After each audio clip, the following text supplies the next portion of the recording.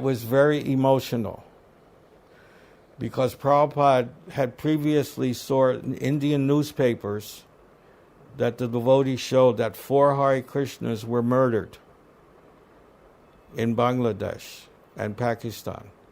So Prabhupada was thinking that me and Brahmananda and the 2 brahmacharis with us were murdered.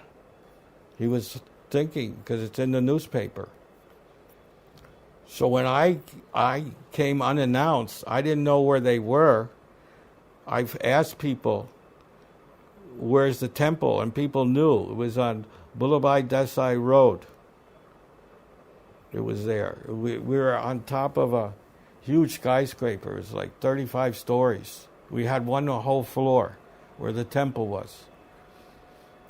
And so I went there.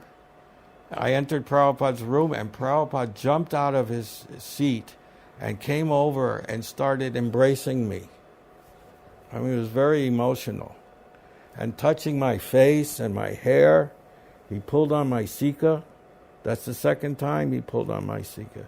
Nobody's had their sikhas pulled. Only maybe a few devotees. But I had my sikha pulled twice. The first time is when Prabhupada left New York to go to India during the stroke. When Prabhupada was getting in the car, I opened the back of the car and he was getting in. He came and embraced me.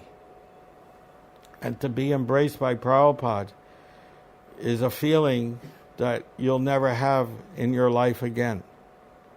You feel all these sins flying out of your body.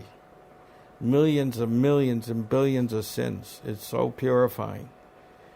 And Prabhupada embraced me, and I felt so dirty and unclean that I slid down his road. You know, my body slid down, and I grabbed hold to his feet, and I wouldn't let him get in the car. He tried to move, and I wouldn't let him go.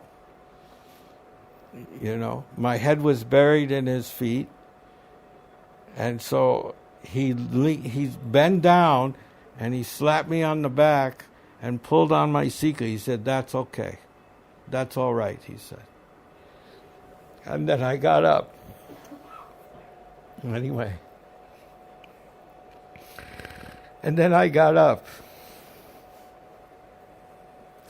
So the second time is when I came from Pakistan. He did the same thing. He embraced me, and I came down on his body, and then he pulled on my sikha. And he said, "Sit down," and he wanted to know everything. And it was very emotional. Because Prabhupada literally jumped out of his seat.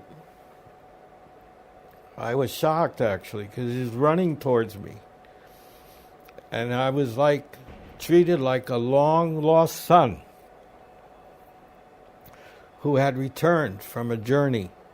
That's how he treated me.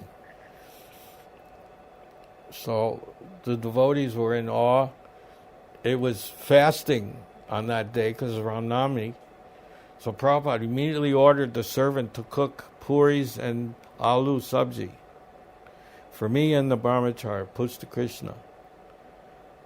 And, I was exhausted, from all the experiences that were going on in Bangladesh and Pakistan.